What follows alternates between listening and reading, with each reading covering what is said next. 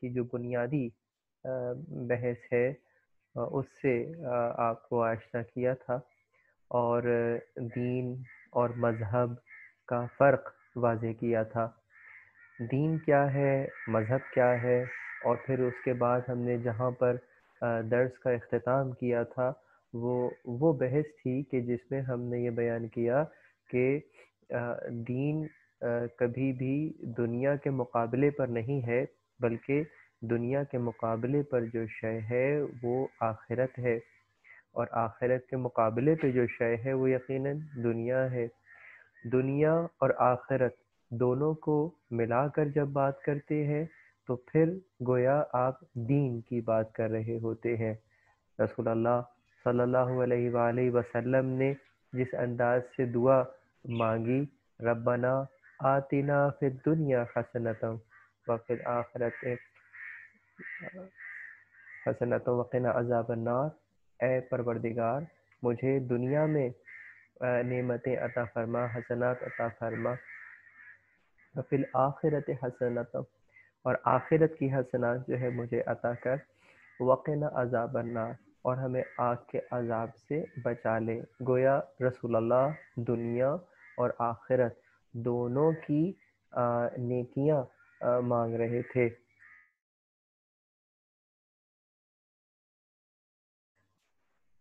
بالکل اسی طریقے سے کہ رسول اللہ گویا دین میں حسنات مانگ رہے تھے۔ آئیے آج اپنی بحث کو وہیں سے آگے بڑھا دیتے ہیں اس انداز سے کہ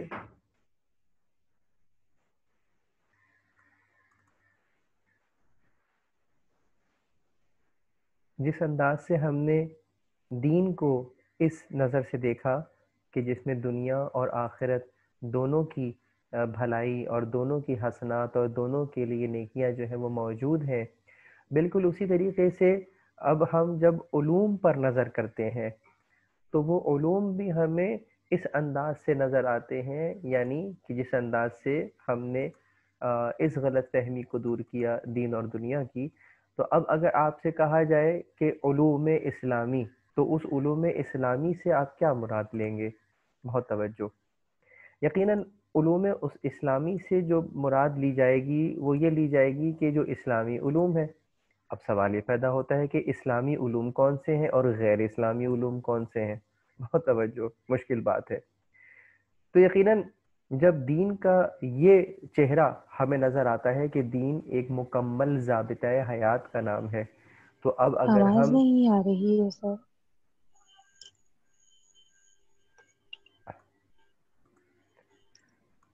اچھا، آپ کیا آپ سب لوگ مجھے سن پا رہے ہیں؟ میری آواز آپ تک آ رہی ہے؟ جی بالکل آ رہی ہے۔ اوکے۔ تو عرض یہ کر رہا تھا کہ جب دین کا ہم نے یہ چہرہ دیکھا کہ جس میں دنیا اور آخرت دونوں کی بھلائی ہو اور ایک مکمل ضابطۂ حیات ہو، اب اگر کوئی آپ کے سامنے دینی علوم کا تذکرہ کرے تو یقیناً وہ کون سا علم ہوگا؟ یقیناً وہ ایک ایسا علم ہوگا کہ جو ہمیں دنیا میں فائدہ دے گا، آخرت میں بھی فائدہ دے گا، یعنی کہ مسلمان معاشرے میں وہ علم کہ جو کہ مسلم معاشرے کو فائدہ دے اور مسلمانوں کی ترقی کا باعث بنے۔ اب وہ ترقی کسی بھی انداز کی ہو، یقیناً جب ہم مسلمانوں کی ترقی کی بات کریں گے تو ایک مستحکم معاشرے کی بات کریں گے، تو یہ مستحکم معاشرہ کس انداز سے قرار پائے گا؟ میں اکثر اپنے دروس میں ایک ڈرل کرایا کرتا ہوں، بہت سارے لوگ مجھے شاید ابھی سن رہے ہوں گے۔ آئیے ایک چھوٹی سی مشق کر لیتے ہیں۔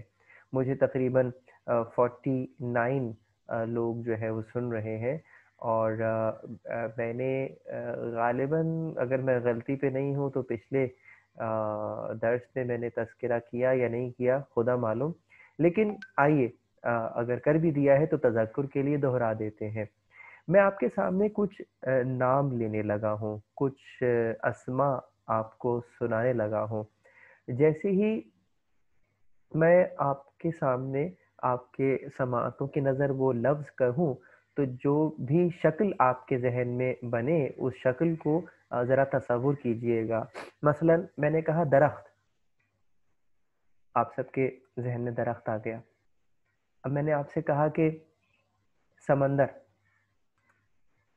آپ سب کے ذہنوں میں سمندر آ گیا. کسی کے ذہن میں ٹھہرا ہوا سمندر آیا ہوگا، کسی کے ذہن میں ٹھاٹھے مارتا ہوا سمندر آیا ہوگا. یہ بتائیے وہ جو درخت آیا تھا ذہن میں وہ کون سا درخت تھا؟ یعنی پہلے درجے کے اندر تو فقط درخت آیا تھا، لیکن اب جب پوچھا کہ کون سا درخت آیا تھا تو اب کسی کے ذہن میں درخت میں آم لگے ہوں گے تو کسی کے ذہن کے درخت میں سیب لگ گئے ہوں گے. گویا پہلے درجے میں تو ایک جنیرک درخت آیا تھا، سبز. اب یہاں پر یقیناً تنا آور درخت کسی کے ذہن میں آیا، اور اس انداز سے مختلف لوگوں کے ذہن میں مختلف چیزیں آ رہی ہیں. لیکن ایک بات طے ہے کہ جب ہم نے درخت کی بات کی تو سب کے ذہنوں میں درخت آ ضرور گیا تھا. کیا کوئی ایسا تو نہیں تھا کہ جس کے ذہن میں درخت نہ آیا ہو؟ یقیناً نہیں تھا. آئیے اب آپ کے ذہن میں ایک اور نام لیتا ہوں. جی تیار ہو جائیے. دین.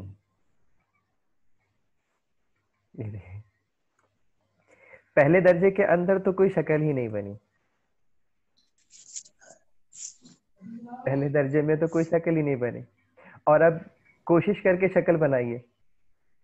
تو ذہن میں آئی مسجد، ذہن میں آئی مصلی، روزہ، حج، قرآن.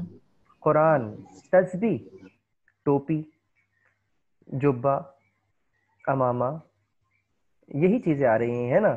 یہ دین کا نقشہ ہے کہ جو کہ ہمارے ذہن میں کھینچا ہے. کیوں؟ اس لیے کہ ہم نے دین کو فقط اسی انداز سے لیا ہے. ہم نے دین کا نام فقط اور فقط تسبیح اور سجدے ہی قرار دیا ہے. یہاں سے تسبیح اور سجدے سے تعلق ختم ہوا، نماز کو لپیٹا اور ایک طرف رکھا. اب جب اپنے کام پہ نکل گئے تو یہ دنیا کے لیے نکل گئے. یہ تصور ہمیں دیا گیا. یہ چرچ کا تصور ہے، اسلام کا تصور ایسا نہیں ہے. یقیناً دین کسی مکان میں قید شے کا نام نہیں ہے. دین کسی فقط ایک عمل کے اندر قید ہونے کا نام نہیں ہے. جب کہہ دیا کہ دین مکمل ضابطۂ حیات ہے تو یقیناً جو دین کا چہرہ ہمارے سامنے آئے گا وہ بھی ایک مکمل چہرہ ہونا چاہیے. وہ مکمل چہرہ کیا ہے؟ بس یہی سمجھانا چاہ رہا ہوں. یعنی دین ایک ایسا آئین زندگی ہے، ایک ایسا دستور زندگی ہے کہ جس میں ہم نے اپنی اس دنیا میں ایسے زندگی گزارنی ہے کہ ہماری دنیا تو یقیناً سنور ہی جائے، اس کے ساتھ ساتھ ہماری آخرت بھی بخیر ہو. یعنی اس دنیا سے ہر وہ شے لے لی جائے کہ جس سے ہماری آخرت بن جاتی ہے، وہی لوگ کامیاب ہیں. دین کا یہ چہرہ جب ہم اس انداز سے دیکھتے ہیں تو یقین جانیے اگر خدا کی طرف متوجہ رہ کر دنیاوی کاموں میں مشغول ہوتے ہیں اس انداز سے کہ اگر کوئی حضرت میدان جنگ میں تلوار چلا رہے ہوں خدا کے دین کی خاطر، خدا کے آئین کی خاطر، خدا کے قانون کی خاطر، اور اسی وقت ان کی زوجہ محترمہ گھر میں اپنے امور خانہ داری کو انجام دے رہی ہوں خدا کی خاطر، اس کے دین کی خاطر کہ اللہ نے ان کی ذمہ داری یہ لگائی ہے کہ وہ بچوں کی نہ صرف یہ کہ پہلی درسگاہ قرار پائیں گی بلکہ اپنے امور خانہ داری کو بھی بطریق احسن انجام دیں گی. تو یقین کیجئے یہاں آپ اپنے کچن میں اگر کوئی ڈش تیار کر رہے ہیں تو آپ کا ہاتھ تو کفگیر پہ چل رہا ہوگا. تو یقیناً ایسا ہی ہے کہ جیسے آپ جہاد کر رہے ہیں. یقیناً یہ دین کا وہ چہرہ ہے کہ جو خدا سے متوجہ رہنے کے بعد ہمیں دکھتا ہے. تو اب اگر ہم کہیں کہ دین یعنی کہ کیا، مختلف اذہان میں مختلف شکلیں ضرور بنی. ہمارے ذہن میں جو شکل بنتی ہے دین کی وہ کیا ہے؟ وہ یہی مستحکم معاشرہ ہے. یعنی ایک ایسا مستحکم معاشرہ کہ جس کے اندر علمی اعتبار سے، ایمانی اعتبار سے، اور مالی اعتبار سے، معاشی اعتبار سے، سیاسی اعتبار سے، ہر اعتبار سے ایک مستحکم معاشرہ، یہی پروردگار عالم کا دستور ہے، یہی قانون ہے۔ تو بس اب اگر یہ دین کا چہرہ ہمیں سمجھ میں آ جاتا ہے، اور پھر ہم پلٹ کر کہیں کہ دینی علم کسے کہتے ہیں، دینی علوم کسے کہتے ہیں، یا اسلامی علوم کیا ہوتے ہیں، اسلامی علوم سے کیا مراد لی جائے، تو وہاں اب اسلامی علم فقط فقہ اسلامی قرار نہیں پائے گی، فقط حدیث قرار نہیں پائے گی، بلکہ جان لیجئے کہ ہر وہ علم جس سے اسلامی معاشرے کو فائدہ حاصل ہو، اس کا سیکھنا یا تو واجب ہوگا یا مستحب ہوگا۔ یعنی ہر وہ علم کہ جس سے مسلمانوں کو، ان کے معاشرے کو فائدہ پہنچے، یہ علم یا تو مستحب ہوگا اس کا حاصل کرنا، یا پھر واجب ہوگا۔ یعنی اس انداز سے اگر اس بحث کو دیکھا جائے تو گویا یہ علم دینی علم ہوگا، اقتصادیات، معاشیات، حتیٰ کہ فزکس، کیمسٹری وغیرہ کا شمار بھی اس انداز سے دینی علوم میں ہوگا، اگر مقصد وہی فعل خدا کی تحقیق قرار پائے، اور ایسا علم حاصل کیا جائے کہ جس سے مسلمانوں کے معاشرے کو اور مسلمانوں کو فائدہ پہنچے، تو یہ علم بھی یقیناً اس انداز سے اسلامی علم کہلائے گا۔ دوسری طرف ہم دیکھتے ہیں کہ اصول دین، یقیناً کسی بہن نے اصول کا نام بھی لکھا ہے، تو اصول دین کا جاننا یقیناً ہر مسلمان پر واجب عینی ہے۔ واجب عینی یعنی کہ آپ پر عین، آپ کی ذات پر فردن واجب ہے اصول دین کا جاننا۔ اصول دین کیا ہے؟ یعنی جس کو آپ کہتے ہیں دین کی جڑیں، اصول اصل سے ہے یعنی جڑ، فروع فر سے ہے یعنی شاخ، تو فروع کا جاننا واجب کفائی ہے۔ یعنی اگر جماعت میں سے کوئی ایک شخص بھی اس علم کو حاصل کر لے تو یہ بقیہ جماعت پر بھی کفایت کرتا ہے، تو اس علم کو ہم واجب کفائی کا نام دیں گے۔ بالکل جیسے اس انداز سے کہ اگر مسجد سے اعلان ہوا کہ فلاں صاحب کا انتقال ہو گیا ہے، ان کی نماز جنازہ مغربین کے بعد ہے، جتنے لوگوں نے اسے سنا ہے یاد رکھ لیجئے گا ان پر یہ نماز واجب ہے۔ لیکن اگر ان تمام لوگوں میں سے کچھ لوگ اس نماز کو انجام دیں، پڑھ لیں، تو جنہوں نے اس نماز کو ادا نہیں بھی کیا ان پر سے بھی اس وجوب کا کفایت کرتا ہے، ان پر سے وجوب پھر ساقط ہو جاتا ہے، اس کو ہم واجب کفائی کہتے ہیں۔ قرآن و سنت کا علم بھی واجب ہے، ان کی معرفت کے بغیر اصول اور فروع یقیناً چونکہ واضح نہیں ہو پائیں گے۔ یعنی اصلاً اگر میں آپ سے عرض کروں کہ کیا قرآن کا پڑھنا واجب ہے، اب یہ کیسا سوال ہے، پریشان کن سوال ہے کہ کیا قرآن کا پڑھنا واجب ہے، تو جواب کیا ہے؟ آپ کہیں گے کہ یقیناً اس لیے کہ جب تک ہم قرآن نہیں پڑھیں گے، جب تک ہم حدیث سے استفادہ نہیں کریں گے، تو ان کے ذریعے سے ہم خدا کے واجب کیے ہوئے احکامات تک کیسے پہنچیں گے؟ تو یقیناً ہمیں ان کا علم ہمیں ہونا چاہیے، قرآن کا علم ہونا چاہیے، حدیث کا علم ہونا چاہیے، تو ان کی معرفت کے بغیر اصول اور فروع ہم پہ واضح نہیں ہو سکیں گے، اس لیے ان کا جاننا بھی جو ہے وہ ضروری ہوگا۔ تو پس وہ علوم کہ جو ان علوم کو سیکھنے کا مقدمہ ہو، جیسے آپ فقہ میں ایک اصول پڑھتے ہوں گے نا، مقدمہ واجب واجب ہے، یعنی واجب کا مقدمہ واجب ہے۔ اگر نماز واجب ہے تو اس کے لیے وضو واجب ہوگا، اور اگر آپ پر کوئی نماز نہیں ہے اور پھر آپ وضو کرنا چاہیں تو پھر آپ وضو واجب کی نیت سے نہیں کرتے، مستحب کی نیت سے کرتے ہیں. تو بالکل اسی طریقے سے ہر واجب کا مقدمہ واجب ہے. تو اب اگر کسی علم کو سیکھنے سے پہلے کوئی اور علم سیکھنا ہو تو پھر عقلاً وہ علم سیکھنا بھی ضروری ہوگا، واجب ہوگا. یہاں سے اپنی گفتگو کو آگے بڑھاتے ہیں. امید ہے یہ بات یقیناً سمجھ میں آئی ہوگی. دین کی مختلف جہات ہیں. مثلا مسلم دانش مندوں نے اسلامی تعلیمات کو 3 حصوں میں تقسیم کیا ہے.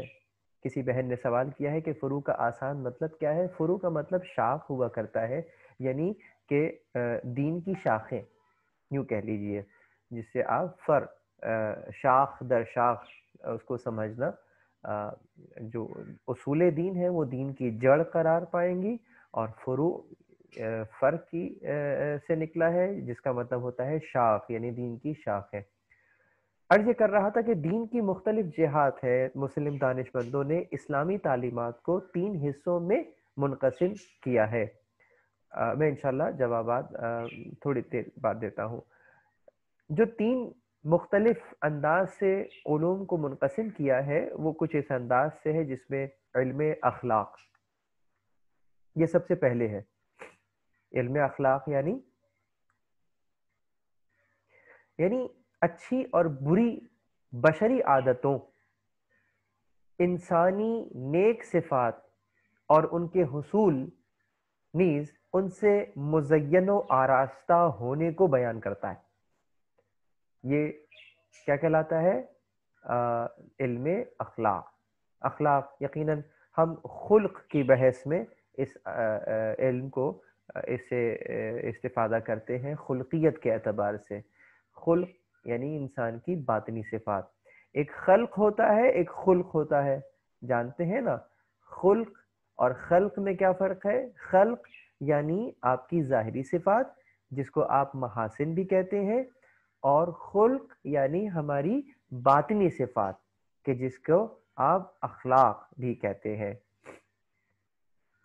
دوسرا علم جو اس کو کہیے کہ ترتیب کے اعتبار سے قرار پاتا ہے وہ یہی علم عقائد ہے. یعنی خداوند کو صحیح اور حقیقی شناخت سے یہ ہمیں روشناس کراتا ہے. اس کے ساتھ ساتھ اس میں اور دیگر عقائد بھی شامل ہو جاتے ہیں. نبوت ہے، قیامت ہے، بنیادی عقائد ہیں.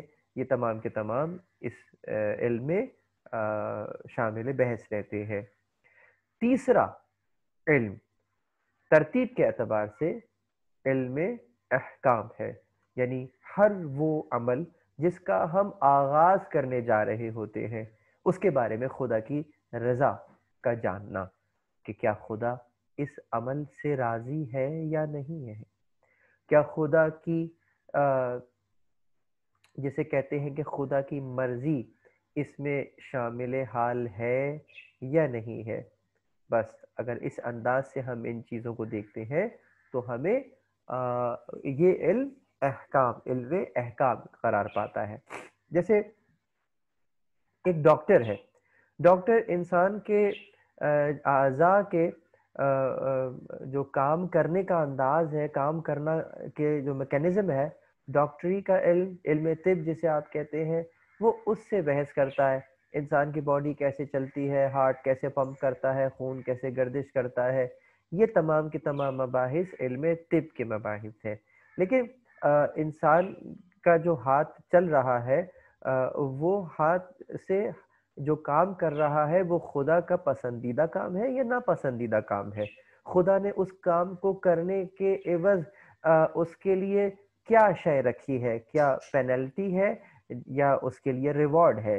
عربی میں اگرچہ جزا کا لفظ ہی استعمال ہوتا ہے، اردو میں عموماً ہم سزا و جزا کہہ دیتے ہیں، لیکن چونکہ ہم اب مکتبی بحث کر رہے ہیں تو اب ہمارا ایک مکتب سے تعلق ہے تو ہمارے لیے فقط جزا کا کہنا کافی ہوگا. وہ جسے آپ انگلش میں کہتے ہیں نا کہ what ever dues you will have it. تو جو بھی what ever dues you will have it. تو آپ کو آپ کی ڈیو رسپیکٹ جو ہے وہ دے دی جائیں گی، واٹ ایور ڈیوز جو ہوں گے وہ آپ کو دے دیے جائیں گے، چاہے اچھے ہوں چاہے برے ہوں، انشاءاللہ خدا سے اچھے ڈیوز ہی کی امید ہے۔ تو اس کو ہم کہتے ہیں جزا۔ اب سوال یہ پیدا ہوتا ہے کہ یہاں میں ایک سوال آپ کے سامنے قائم کرتا ہوں، ذرا آپ نے کبھی غور کیا سامنے تینوں علم آپ کے سامنے رکھے ہوئے ہیں، ان میں سب سے ٹاپ آف دا لسٹ کون سا علم ہے؟ علم اخلاق۔ بات شروع اخلاق سے ہوتی ہے، اس کے بعد کہیں عقائد آ رہے ہیں اور اس کے بعد کہیں احکام آ رہے ہیں۔ لیکن کیا ہی بات ہے کہ ہماری محفلوں میں اکثر جگہوں کے اوپر لوگ علم احکام ہی کے اوپر اتنے زور و شور سے بحث کر رہے ہوتے ہیں کہ تمام اخلاقی حدود کو بھی کراس کر جاتے ہیں۔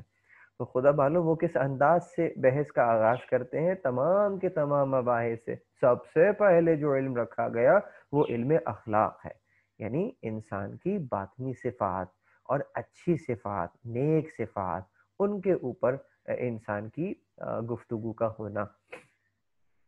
بسا اوقات یہاں پر ایک اور جملہ کہتا جاؤں، یاد رکھیے گا امر بالمعروف و نہی عن المنکر کے مرتبے پر رہتے ہوئے بسا اوقات بہت سے کام ایسے ہیں کہ جب کہا جا رہا ہوتا ہے کوئی کام تو یقین کریں وہ بات غلط نہیں ہوتی، بات درست ہوتی ہے، لیکن بہت سے مقامات کے اوپر جس انداز سے بات کہی جا رہی ہوتی ہے وہ انداز انتہائی نامناسب ہوتا ہے، اور جس سے اہانت کا پہلو نکلتا ہے، جس سے کسی مومن کی اصلاح کی نیت تو آپ کی یقیناً دل میں ہے، لیکن کسی مومن کا احترام زائل ہو جائے مجلس میں، یہ اگر نیت، یہ خدا نخواستہ ایسا ہونے لگے تو وہ دین کہ جو آپ کو امر بالمعروف کرنے کو کہتا ہے وہ یہ بھی کہتا ہے کہ مومن کی عزت کا آپ احترام کریں، اس کا احترام ملحوظ خاطر رکھیں۔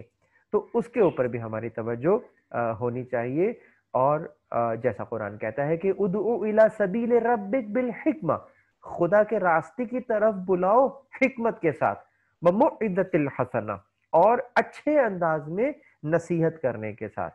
بہرحال یہ ہمارا موضوع نہیں ہوگا، لیکن چونکہ بات زبان پہ آ گئی تو بیان کر دیا ہی نہیں، اچھے انداز میں نصیحت کرنا، نہ صرف یہ کہ نصیحت کرنا بلکہ اس اچھے انداز کو نہ بھول جانا، علم اخلاق کو وہاں پر بھی سب سے ٹاپ آف دا لسٹ رکھا گیا۔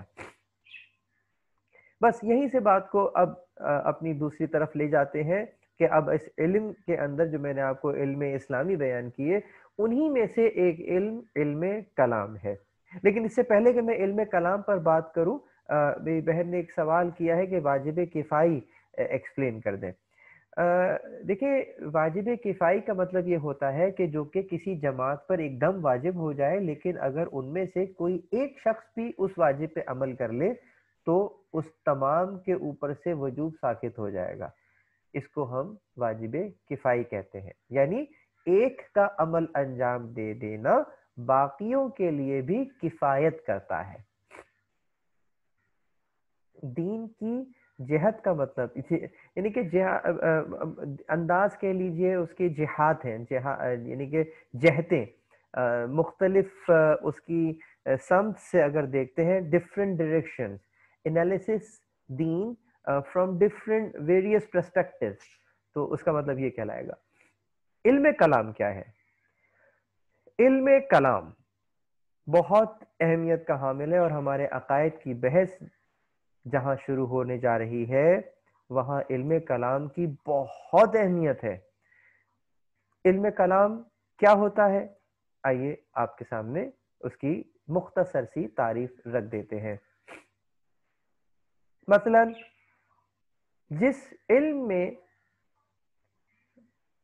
ان اسلامی عقائد کے سلسلے میں بحث و تحقیق کی جائے جن پر ایمان اور اعتقاد رکھنا اسلامی نقطہ نگاہ سے واجب ہے، علم کلام کہلاتا ہے۔ میں اپنی اس ڈیفینیشن کو ریپیٹ کر دیتا ہوں۔ جس علم میں ان اسلامی عقائد کے سلسلے میں بحث اور تحقیق کی جاتی ہے جن پر ایمان و اعتقاد رکھنا اسلامی نقطہ نگاہ سے واجب ہے۔ تو جب ان عقائد کے سلسلے میں بحث کی جائے تو یہ آپ علم کلام کے تعریف میں اسے شمار کریں گے. یعنی جس علم میں عقائد بیان کیے جائیں اسے علم کلام کہتے ہیں. جس علم کے ذریعے سے نہ صرف یہ کہ عقائد بیان کیے جائیں بلکہ ان کا دفاع بھی کیا جائے، اس ایک خاص کلامی انداز اس کے اوپر غالب رہتا ہے، تو وہ بھی پھر علم کلام کہلاتا ہے. ماضی میں اسے علم اصول دین یا علم توحید و صفات کے نام سے بھی یاد کیا جاتا رہا ہے، اور اب اس کو علم کلام کے نام سے یاد کیا جاتا ہے. یہیں سے ایک اور پہلو ہمیں نظر آیا کہ یہ جو علم ہے اس کو علم کلام کہنے کی وجہ کیا قرار پائی. Why we are naming it کلام. کلام کا مطلب کیا ہے؟ یعنی کلام کا مطلب قول بھی ہو سکتا ہے. کلام کا مطلب جیسے کہ میں آپ سے اس وقت ہم کلام ہوں، آپ ہم سے ہم کلام ہیں، میں آپ سے کلام کر رہا ہوں، تو یہ کلام کرنا، بات کرنا اس انداز سے بھی آتا ہے. ٹھیک ہے، تو علم کلام کو پھر علم کلام کیوں کہتے ہیں؟ اس کی پھر مختلف شکلیں ہیں. ایک شکل تو یہ ہے کہ اس کی جو علم کلام جانتا ہے تو حامل کی، یعنی کہ جو علم کلام جانتا ہے، جو اپنا عقائد بیان کر رہا ہے اور اس کو ثابت کر رہا ہے یا اس کے لیے دلائل دے رہا ہے، تو اس کی قوت استدلال میں اضافہ کرتا ہے. یعنی حامل کلام کی قوت استدلال میں اضافہ کرتا ہے. ایک وجہ جو ہے علم کلام کہنے کی وجہ یہ ہے کہ ایسی شے کہ جو کہ کلام کی ویٹیج کو بڑھا دے. دوسری وجہ یہ ہے کہ فن کے ماہرین کا عموماً ہم نے دیکھا ہے تکیہ کلام رہا ہے یہ. وہ کہتے تھے کہ الکلام فی کذا والکلام فی کذا، کہ اس معاملے میں یہ ہے اور اس معاملے میں، اس کلام میں، اس میٹر کے بارے میں جو ہے وہ اس انداز سے بات کی جاتی ہے. تو وہ یہ ان کا تکیہ کلام چونکہ بن گیا تھا، اس انداز سے بھی اس کو کلام کہا.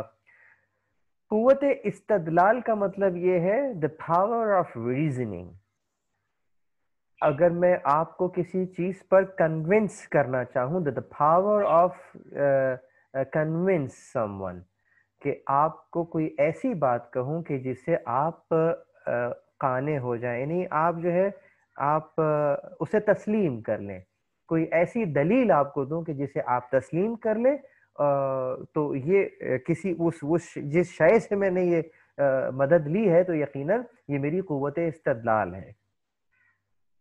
یا یوں کہہ لیجئے کہ ایک اور لفظ کہنے جا رہا ہوں، ٹیکنیکل ٹرمینالوجی اس انداز سے بیان کریں، یعنی کہ جب آپ نے ایسی دلیل دی کہ نہ صرف دلیل دی بلکہ دلیل قائم بھی ہو گئی. اس کو ہم کہتے ہیں دلیل کا قائم ہونا. یعنی آپ کا استدلال، آپ کی دلیل کو رد کرنے کے لیے سامنے والے کے پاس کوئی دلیل باقی نہیں ہے، تو یقیناً اب اس کے پاس جو ہے وہ ایک ہی راستہ بچا ہے کہ وہ آپ کی دلیل کو قبول کر لے. میں پھر دہرا دیتا ہوں، یعنی جیسے میں نے آپ کو ایک دلیل دی تو اب آپ کے پاس دو راستے ہیں، یا تو آپ اس دلیل کو قبول کریں گے یا رد کریں گے. جب آپ اسے رد کریں گے تو یقیناً اس دلیل کے مقابلے پر ایک دلیل لے کر آئیں گے جو کہ اس دلیل کو رد کرے گی. اگر تو یہ دلیل قوی ہوگی تو آپ کی دلیل قائم ہو جائے گی، لیکن اگر میری دی ہوئی دلیل قوی تھی تو میری دی ہوئی دلیل قائم ہو جائے گی، دلیل کا قائم ہو جانا.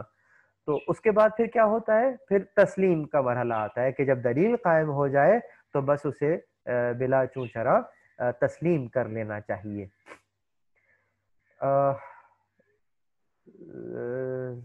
اچھا، میں سلائیڈ دوبارہ شو کر دیتا ہوں. ویسے یہ سلائیڈ آپ کو انشاءاللہ علم کلام کی تعریف آپ کے سامنے موجود ہے.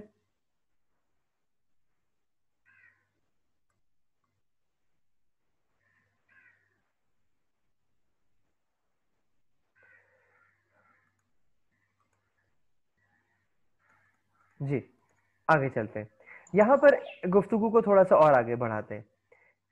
اب یہاں پر ایک تیسری جہت بھی ہے، اور وہ یہ کہ ان علوم کے بارے میں گفتگو جن کے بارے میں اہل حدیث سکوت اختیار کرتے ہیں. یعنی کہ علم کلام کون سا علم ہوا؟ اس کو علم کلام کہنے کی وجہ کیا ہوئی؟ کہا اس لیے اس کو علم کلام کہا کہ آپ نے تو اس کے بارے میں کلام کر لیا، لیکن یہ وہ باتیں ہیں جو آپ کہہ رہے ہیں کہ جس پر اہل حدیث خاموش رہتے ہیں.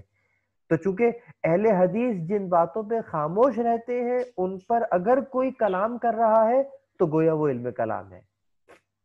اہل حدیث کا مطلب کیا؟ یہ آج کل کے اہل حدیث نہیں، اہل حدیث جو کہ آپ اس زمانے میں چلے جائیں کہ جب خلفائے بنو عباس تھے تو اس میں یوں سمجھ لیجئے کہ مامون غیر رشید معتزلی تھا. معتزلہ ایک اسلامی دبستان ہے، ایک فرقہ ہے، کلامی فرقہ ہے. اس کے مقابلے پہ جو فرقہ آیا وہ اشاعرہ کا فرقہ کہلایا، اور اس کے ماننے والوں کو اشعری ہم نے جانا. تو اسی دور میں جب مامون غیر رشید جہنم واصل ہوا، اس کے بعد جب متوکل کا دور آتا ہے تو متوکل اہل حدیث مکتب اختیار کرتا ہے. ان کے بہت سارے عقائد ایسے ہیں کہ جو اس وقت ہمیں یوں سمجھ لیجئے کہ برادران اہل سنت میں بہت سارے عقائد ایسے ہیں کہ جس پہ ان عقائد کی جھلک جو ہے وہ آج بھی نظر آتی ہے.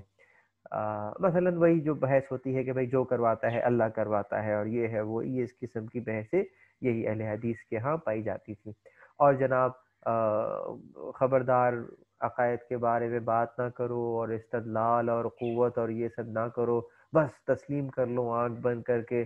اور پھر بزرگوں سے متعلق بہت سارے روایات کا بیان کر دینا کہ جناب بغیر دلیل کے خدا کو ماننا جو ہے یہ بہترین ایک ایمان کا درجہ ہے، اور جو سوال جواب کرتا ہے تو اس سے شیطان اس کو بہکا دیتا ہے. اس طرح کی باتیں کرنا، تو یہ سب اہل حدیث کے یہاں کی خرافات ہیں. وگرنہ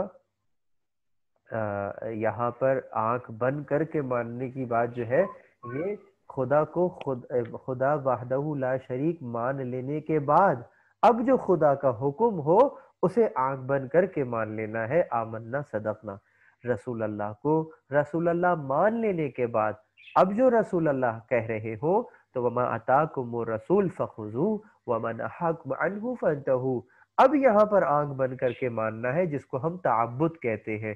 لیکن رسول اللہ کو رسول اللہ ماننا ہے یا نہیں ماننا، یہاں پر سوال کر سکتے ہیں، یہاں پر جراؤ تعدیل ہو سکتی ہے. لیکن یہ کہ جب ان کو رسول اللہ مان لیا تو اب یہاں پر تسلیم ہی تسلیم ہے. کلام کو کلام کہنے کی ایک اور وجہ، اور وہ یہ کہ کلام اللہ کے مخلوق ہونے کی بحث، یعنی حادث اور قدیم کی بحث، یہ ہمارے علم کلام میں ایک بحث ہوتی ہے عقائد میں جب بات ہوتی ہے. اور یہ ایک ایسی خطرناک بحث تھی کہ جو ایک دوسرے ٹریک پہ چلی گئی تو کوئی لاکھ کے قریب لوگ بھی مارے گئے. تو اس کو کرنے کے لیے بھی تھوڑا سا یقیناً ایک علم چاہیے، سکون چاہیے، اور قلبی ٹھہراؤ چاہیے، اور اس کے بعد پھر مباحث کو جو ہے وہ چھیڑا جاتا ہے. اور میں امید کرتا ہوں اپنے تمام کے تمام پارٹیسپینٹ سے کہ وہ بہت ہی ہمت اور دلجمی کے ساتھ اس وادی میں قدم رکھیں گے. یہ ایک مقدس وادی ہے اور ہم انشاءاللہ اس وادی کے سالک ہیں. یہاں پر بس جلدی سے، آج تو تمہید ہی میں ہمارا موضوع جا رہا ہے، لیکن اگر یہ باتیں یقین کریں آج اگر اس انداز سے ہم نے سمجھ لی تو پھر آپ کی قوت استدلال میں اضافہ ہو جائے گا. پھر آپ بہت ہی سکون کے ساتھ اور بہت ہی میچیورٹی کے ساتھ نہ صرف یہ کہ اپنے عقائد کو سمجھ سکیں گے پہلے درجے میں، جیسا کہ میں نے پچھلے درس میں کہا تھا کہ یہ تمام کی تمام چیزیں ہم اپنے لیے پڑھ رہے ہیں تاکہ ہم اپنے آپ کو ویسا مسلمان کر سکیں جیسا خدا چاہتا ہے. علم کلام کی ابتدا کب سے ہوئی؟ پہلی صدی ہجری کے نصف دوم میں، جب جبر و اختیار کی بحث چلی. اسلام میں سب سے پہلے جو بحث کا آغاز ہوتا ہے وہ جبر اور اختیار کا. اگر میں کلامی بحث کی بات کروں تو جبر اور اختیار کی بحث سب سے پہلی چھڑی تھی. آپ نے اکثر ممبروں سے وہ روایات سنی ہوں گی کہ کسی نے مولا علی سے پوچھ لیا علیہ الصلوۃ والسلام سے کہ انسان آزاد ہے یا مجبور ہے. تو گویا مولا علی کے دور میں بھی یہ بحث اپنی جگہ موجود تھی. یہی بحث آہستہ آہستہ عدل کی بحث سے مل گئی. حسن بصری کی درسگاہ میں بیٹھے ہوئے لوگ اسی موضوع کو موضوع بحث قرار دیتے ہوئے زور اور شور کے ساتھ اپنے اعتقادات کو دوسروں کے سامنے بیان کیا کرتے تھے. لیکن وہاں فقط پہلے درجے میں تو عقائد فقط بیان ہو رہے ہوتے تھے، لیکن جس انداز سے کلامی رنگ تھا وہ ابھی اس موضوع پر نہیں چڑھا تھا. علم کلام کی اہمیت پھر اس انداز سے بڑھ جاتی ہے کہ یہ عقائد کو بیان کرتا ہے، عقائد کو واضح کرتا ہے اور عقائد کی حقانیت کو ثابت کرنے کے لیے دلیل قائم کرتا ہے. میں نے 3 نکات آپ کے سامنے بیان کیے کہ عقائد کو بیان کرتا ہے، واضح کرتا ہے، حقانیت کو ثابت کرنے کے لیے دلیل قائم کرتا ہے اور ان کا دفاع کرتا ہے. یقیناً عقائد کے لیے دلائل کی ضرورت حتمی ہے. اب دیکھنا یہ ہے کہ آپ تحقیق کرتے ہیں یا تقلید کرتے ہیں. یقیناً تحقیق یا تقلید، میں چاہوں گا کہ آپ سننے پر زیادہ اپنی سماعت پر بھروسہ کیجئے. انشاءاللہ خدا سے دعا کیجئے کہ اللہ تعالی ہمیں جو سنائی دے رہا ہے وہ بھی سنائی دینے لگے اور جو نہیں سنائی دے رہا ہے وہ اور زیادہ سنائی دینے لگے. تو اب دیکھنا یہ ہے کہ تحقیق ہے یا تقلید ہے. بہت توجہ. ہمارے ہاں عموماً دونوں اصطلاحات جو ہیں وہ رائج ہے. عقیدے کے اندر تحقیق اور دلیل شامل ہونی چاہیے. یقیناً عقیدہ دلیل کے ساتھ ہونا چاہیے، عقیدہ تحقیق کے ساتھ ہونا چاہیے. اگر ہمارے پاس کمزور سے کمزور ہی دلیل صحیح، لیکن بہرحال دلیل ہونی چاہیے. وہ واقعہ یاد ہوگا کہ جب ایک بڑھیا سے کہ جو کہ ایک چرخہ کاٹ رہی تھی، جب پوچھا گیا کہ اس کائنات کے بنانے والے اور چلانے والے پر کیا کوئی دلیل ہے، تو بس چرخہ کاٹتے کاٹتے رک گئی. تھوڑی دیر تک رکی رہی اور پھر چلانا شروع کر دیا اور کہا کہ دیکھا یہ چھوٹا سا چرخہ بغیر چلانے والے کے نہیں چلتا، یہ اتنا بڑا کارخانہ، اتنا بڑا کائنات یوں ہی چل رہی ہے بغیر چلانے والے کے. تو بہرحال اس بڑھیا کے لیے اتنی دلیل ہی کافی تھی اس کے لیے. تو دلیل کیسی ہو، یقیناً عقیدے کے پیچھے وہ دلیل چاہے ہلکی ہی کیوں نہ ہو ہونی چاہیے. بغیر دلیل کے عقیدہ رد ہو جائے گا. مثلا اگر کسی کے پاس فقط یہ دلیل ہو کہ چونکہ ہمارے یہاں بچپن سے چلا آ رہا ہے، تو یہ تو کوئی دلیل نہ ہوئی. میں اس لیے مسلمان ہوں کیونکہ میرے بابا مسلمان ہیں، نہیں، یہ کوئی دلیل نہ ہوئی. تمہارے بابا مسلمان تھے تو ان کے پاس کوئی دلیل ہوگی، تمہارے پاس کیا دلیل ہے؟ ویسے معلوم نہیں کہ ان کے پاس بھی دلیل تھی یا نہیں تھی. بہرحال عقیدے کے لیے دلیل کا ہونا ضروری ہے. اور عمل، ہاں عمل کے اندر یقیناً یوں کہہ لیجئے کہ مجھے ضروری نہیں ہے کہ میں ہر عمل کے پیچھے تحقیق کرنے لگوں. وہاں تعبد جو ہے وہ بسا اوقات تو ضروری ہوگا کہ بس جیسا کہہ رہے ہیں کر لو. رسول فخذوہ، لے لو اس کو جو دے رہے ہو، جس سے روک رہے ہیں بس رک جاؤ. یہاں تعبد ہے، اگرچہ ان اعمال کے پیچھے بھی دلیل موجود ہے، لیکن آپ کے اور میرے لیے اس دلیل کا جاننا ضروری نہیں ہے. تو یہاں پر پھر تقلید کی جائے گی، جیسے ڈاکٹر کی تقلید کی جاتی ہے. آپ نے کہا ڈاکٹر صاحب مجھے یہ سمٹمز ہے، تو ڈاکٹر نے کہا اچھا ایسا ہے تو پھر آپ یہ دوا لے لیجئے. آپ کہیں نہیں مجھے ثابت کیجئے میڈیکل سائنس کی کتابوں سے کہ کب کب کس کس ڈاکٹر نے یہ دوا دی تھی اور اس کے اندر کیا چیز ہے اور یہ کیا ہوگا. ڈاکٹر کہے گا آپ کہیں اور چلے جائیے، دوسرے مریض کو آنے دیجئے. تو یہاں جس انداز سے ڈاکٹر سے ہم کوئی سوال نہیں کرتے اور اس کے علم پر انحصار کرتے ہوئے یہ دوا لے لیتے ہیں، تو بالکل یہ تقلید ہے، یہ ڈاکٹر کی تقلید ہے اس معاملے میں. تو اگرچہ ڈاکٹر جو گولیاں آپ کو دے رہا ہے، جو دوا دے رہا ہے، اس کے پاس دلیل موجود ہے، بس اس کی دلیل پر آپ نے اکتفا کر لیا بغیر جانے بغیر پوچھے اور اس عمل پر عمل کر لیا، تو یقیناً عمل میں یہ تقریر جو ہے وہ چل جائے گی۔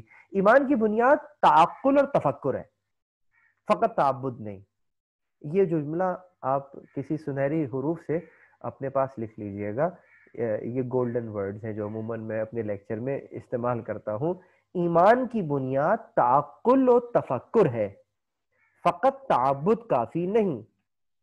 یہ ایمان کی بنیاد ہے۔ عمل میں ہو سکتا ہے تعبد، بلکہ عمل کی تو بسا اوقات بیوٹی ہی تعبد ہے۔ خدا معلوم یہ چیز سمجھ میں آئی کہ نہیں ہے؟ عمل میں بسا اوقات اس عمل کی بیوٹی ہی تعبد ہے۔ سرکار نے یہ کام ایسے کیا تھا تو میں کچھ ہو جائے کام ایسے ہی کروں گا، یہ تعبد ہے۔ لیکن ایمان کے اندر تعقل اور تفکر، تعقل یعنی عقل سے کام لینا، تعقل یعنی اس کے اوپر دلیل قائم کرنا۔ ان سب کی ڈیفینیشن بتا دیں خدا، اب کہاں سے شروع کروں کہاں ختم کروں؟ اس سب کے اندر سب شامل نہیں ہے۔ ایمان کی تو ڈیفینیشن معلوم ہی ہے، تعقل کا مطلب جہاں تفکر، جہاں عقل کے ذریعے سے کسی شے کو انالیسس کیا جائے، where you are supposed to think, where you are supposed to analyze various analyze things from various perspectives۔ تو وہاں پہ فقط تعبد، تعبد کا مطلب جس طرح سے ایک غلام اپنے آقا کی اطاعت کرتا ہے، عبدیت سے ہے یہ تعبد، وہ کافی نہیں ہے۔ تعقل، تفکر، تفکر میں نے بیان کیا فکر اور تدبر، استدلال، سوچنا سمجھنا، اور تعبد مطلب ایز اٹ از لے لینا۔ اچھا، مجھے کہا گیا ہے کہ آسان اردو استعمال کریں، میں پوری کوشش کروں گا، لیکن میں کوشش یہ میری یہ ہوگی کہ میں آپ کو جو ہے وہ انگلی پکڑ کے اوپر والے پورشن میں لے آؤں، تو یقیناً یہ الفاظ آپ کے لیے بھی آسان ہو جائیں گے۔ تو بہرحال تعبد مطلب عبدیت، عبدیت مطلب کہ غلامی ایک طرح سے کرنا، کہ جو آقا نے کہہ دیا بس وہی ہے، اس کو ہم تعبد کہتے ہیں۔ اچھا، یہاں تک میں نے بہت ساری باتیں آپ کے گوش گزار کی ہیں، اگر کچھ رہ گئی ہوں تو یہاں پہ مجھ سے سوال کر لیجئے۔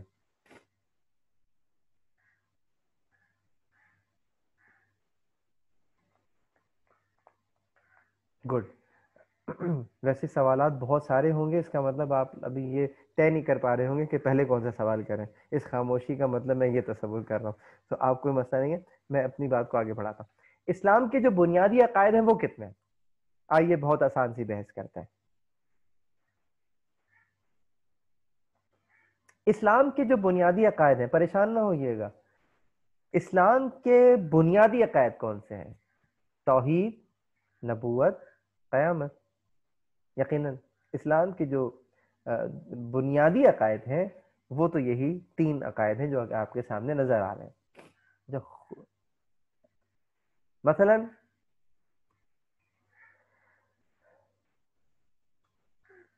لیکن جو مکتب تشیع اور ہم جن عقائد کی بات کر رہے ہیں ان میں دو عقائد اور شامل ہو جاتے ہیں، اور وہ کون سے ہیں جناب؟ وہ عدل اور امامت ہے۔ بہت توجہ، عدل و امامت، اور اس انداز سے پھر یہ پانچ عقائد جو ہیں، پانچ عقیدے آپ کے اصول جو ہیں وہ بن جاتے ہیں: توحید، عدل، نبوت، امامت اور قیامت۔ اچھا جی، تو آپ نے کہا اسلام کے بنیادی عقائد اور مکتب تشیع کے بنیادی عقائد، ایسا ہی ہے؟ آئیے آگے چلیں۔ اب مجھے یہ بتائیے کہ یہ جو اصول دین آپ نے بیان کیے، جو آپ نے کہا کہ جناب توحید، عدل، نبوت، امامت، قیامت، ان کو آپ نے کہا کہ یہ اصول دین ہے، ایسا ہی کہا آپ نے، تو اب سوال یہ پیدا ہوتا ہے کہ اصول دین کیوں ہے؟ آپ نے کہا کہ اس لیے یہ اصول دین ہے کہ ان پانچ کے اوپر اعتقاد رکھنا اسلامی مسلمان ہونے کے لیے ضروری ہے، تو وہ عقائد کے جن کے اوپر ایمان رکھنا ضروری ہے ان کو ہم اصول دین کہتے ہیں۔ آپ چیٹ باکس میں لکھ سکتے ہیں، ویسے اگر چھوٹی چھوٹی بات اگر میں کہہ رہا ہوں، کیا ایسے ہی ہے نا؟ ہم یہی سوچتے ہیں نا کہ اصول دین یعنی وہ عقائد کے جن پر ایمان رکھنا ضروری ہے اور مسلمان ہونے کے لیے۔ تو یہ ہم نے رکھ دیا کہ بھئی توحید اور عدل، نبوت، امامت، قیامت، ٹھیک ہے، یا امامت اور معاد. معاد میں جو چاشنی ہے وہ قیامت میں نہیں ہے. معاد بہت قیامت کا لفظ ہے اگر معاد کو دیکھا جائے. تو اب دیکھا یہ جائے گا کہ یہ 5 جو عقائد ہیں، اگر یہ آپ کے ڈیفینیشن کے تحت مسلمان ہونے کے لیے ضروری ہیں، تو جناب یہ بات تو کچھ سمجھ میں نہیں آئی. اس لیے کہ مسلمان ہونے کے لیے تو آپ جو کلمہ پڑھتے ہیں وہ تو شہادت کا پڑھتے ہیں کہ اشہد ان لا الہ الا اللہ وحدہ لا شریک لہ واشہد ان محمدا عبدہ ورسولہ. یہ جو آپ شہادت دے رہے ہیں، یا اشہد ان لا الہ الا اللہ، اشہد ان محمد رسول اللہ، جو آپ اذان میں بھی گواہی دے رہے ہیں، یہ کلمہ شہادت جو آپ دے رہے ہیں، اس کے اندر تو توحید اور نبوت کا بیان ہے. یعنی کہ مسلمان ہونے کے لیے آپ توحید کی گواہی اور نبوت کی گواہی دیتے. اور خیال کیجئے کہ یہاں جو نبوت کی گواہی آپ دے رہے ہیں، اس نبوت کی گواہی میں بھی فقط رسول اللہ کی نبوت کی گواہی دے رہے ہیں، انبیاء ما سبق کا تذکرہ یہاں نہیں کیا آپ نے. تو اس کا مطلب ہر وہ شخص کہ جو کہ کافر ہے، اگر وہ مسلمان ہونا چاہے تو وہ کلمہ شہادت پڑھتا ہے اور مسلمان ہو جاتا ہے. مسلمان ہونے کی شرط تو یہ 2 عقیدے قرار پائے. اور اگر آپ اس بحث کو پھیلاتے ہیں تو آئیے سورہ مبارکہ بقرہ کی آخری 2 آیتوں کے اندر آپ پڑھتے ہیں آمن الرسول بما انزل الیہ من ربہ والمؤمنون کل آمن باللہ وملائکتہ وکتبہ ورسلہ. اب یہاں پر ایمان کی فہرست دیکھ لیجئے. یہاں پر مومنین کے لیے جناب اللہ بھی ہے، تو پھر ملائکہ بھی ہے، تو کتب بھی ہے، پھر رسول بھی ہے. تو کہاں ہے ہمارے اصول دین کے اندر ملائکہ؟ کہاں ہے ہمارے اصول دین کے اندر رسول؟ اور کہاں ہے جناب وہ کتابیں؟ جبکہ ہم جانتے ہیں ان سب پر ایمان رکھنا ضروری ہے. تو پھر سوال ہوتا ہے کہ اب یہ عقائد فقط 5 کیوں ہیں؟ اب یہ اصول دین 5 کیوں ہیں؟ اصول فقط 5 ہی کیوں ہیں؟ 6 کیوں نہیں ہے؟ 7 کیوں نہیں ہے؟ اچھا یہ تو خیر بحث عجیب ہو جائے گی کہ 6 کیوں نہیں ہے، کیونکہ 6 ہوتے تو ہم پوچھتے 7 کیوں نہیں ہے. تو نمبر سے ہمیں مسئلہ نہیں ہے، ہم یہ جاننا چاہتے ہیں کہ یہ 5 ہی کیوں ہیں. دیکھیں بہت توجہ ہے، بہت باریک نقطہ ہے اس کے اندر. خدا معلوم اس سے پہلے اس انداز سے سوچا ہے کہ نہیں سوچا کہ صرف 5 یہی کیوں ہیں، دوسرے کیوں نہیں ہیں. پھر میں آپ سے بیان کروں، یہ جو 5 آپ کو توحید، عدل، نبوت، امامت اور معاد دکھ رہے ہیں، یہ آپ کو بے عین ہی اس ترتیب سے کس امام کی روایت سے نظر آئیں گے؟ رسول اللہ کی کس حدیث سے ہمیں نظر آئیں گے؟ یہ جو طغرے عموماً اس انداز کے لگے ہوئے ہوتے ہیں ہماری مساجد کی دیواروں میں، کیا یہ مسجد نبوی کی دیوار پہ بھی اسی انداز سے لگے ہوئے تھے؟ یقیناً. اب آپ یہ میں نے ایک اور سوال قائم کر دیا، تو پھر کس نے اور کب اور کس لیے ان 5 کو فقط سامنے رکھا ہے؟ تو اس کو آپ نے اصول دین قرار دیا، اور نہ صرف اصول دین قرار دیا بلکہ کس انداز سے، یعنی مسلمان ہونے کے لیے آپ نے شرط قرار دیا اس کو. اور نہ صرف مسلمان ہونے کی شرط کے لیے بلکہ ایک اور بھی چیز واضح کرتا چلوں، جس کے لیے میں نے یہ سلائیڈ کو سامنے آپ کے لیے رکھا ہے، اور وہ یہ، بہت توجہ، اصول دین کے 5 ہونے کی جو خاص وجہ ہے وہ کیا ہے؟ وہ خاص وجہ یہ ہے کہ یہ اصول ایک طرف ان اصولوں کی نشاندہی کریں جن پر اسلامی نقطہ نظر سے ایمان اور عقیدہ رکھنا واجب ہو، اور دوسری طرف بہت اہم نقطہ ہے، اور وہ کیا ہے؟ وہ یہ ہے ساتھ ہی شیعی تشخص بھی برقرار رہے. What is the meaning of this شیعی تشخص؟ Its meaning, the meaning of this شیعی تشخص is Shia identity. That you have to secure your identity as well, that who we are, why we are Shia. Because کہ like whenever you are saying کہ آپ اصول دین کی بات کر رہے ہیں، تو آپ کے یہاں پہلا اصول کیا ہے؟ توحید. سوال کروں، کس کو بتا رہے ہیں یہ؟ آپ نے کہا کہ میں نے تمام غیر مسلموں کو تو خیر بتایا ہی بتایا ہے، لیکن اے لوگوں، دنیا والوں، جان لو کہ میں شیعہ ہوں اور میرے اصول یہ ہیں توحید. یعنی کہ آپ ایک مسلمان کو بتا رہے ہیں کہ میں توحید پرست ہوں. تو یہ کیا وہ سامنے والا توحید پرست نہیں ہے؟ مثلا اگر میں معتزلیوں کے اصول کی بات کروں تو وہاں پر اصول 5 ان کے بھی موجود ہیں، اور ان میں بھی جو ہے وہ پہلا توحید ہے. تو معتزلی کہتا ہے کہ میں معتزلی ہوں، میرا پہلا عقیدہ توحید ہے. اشعری کہتا ہے کہ جناب میں بھی اشعری ہوں اور میرا عقیدہ بھی جناب یہی توحید ہے. آپ کہتے ہیں میں شیعہ ہوں اور میرا عقیدہ بھی توحید ہے. ارے جب سبھی توحید ہے تو پھر الگ الگ کیوں بیان کر رہے ہیں؟ بہت توجہ.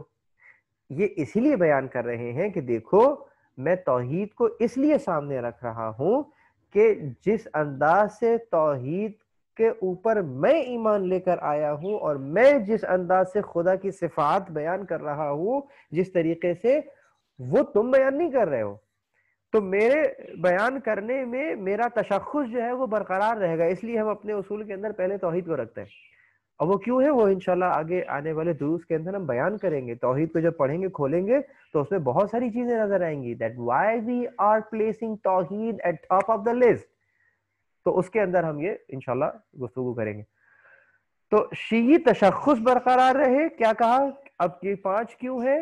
آسان جواب، یہ اصول ایک طرف ان اصولوں کی نشاندہی کرے جن پر اسلامی نقطہ نظر سے ایمان رکھنا واجب ہے، اور دوسری طرف ساتھ ہی شیعی تشخص برقرار رہے. تو یہ اس انداز سے یہ اصول 5 قرار پائے. کس نے قرار دیے یہ 5؟ یہ علماء کی کاوش ہے، علماء ما سبق کی کاوش ہے. مختلف حالات اور واقعات کے اندر ائمہ اطہار کے جو برگزیدہ شاگرد رہے اور ان کے بعد جو اس انداز سے مکتب کا دفاع کرنے والے ہمارے معیدین رہے، انہوں نے اس انداز سے ان کو ترتیب دیا باقاعدہ، جس سے شیعی تشخص جو ہے وہ سامنے واضح ہو گیا مختلف ادوار کے اندر. بہت توجہ. تو تاکہ ان کو بیان بھی کیا جا سکے اور اپنا شیعی خد و خال بھی جو ہے وہ واضح کیے جا سکے.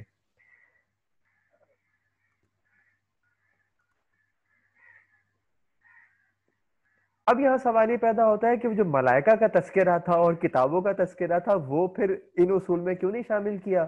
تو اس کا سادہ سا جواب یہ ہے کہ توحید، نبوت، معاد اسلام کے اہداف و مقاصد کا حصہ ہیں، لیکن ملائکہ رسالت کا جز نہیں ہے، اس کا لازمہ ہے.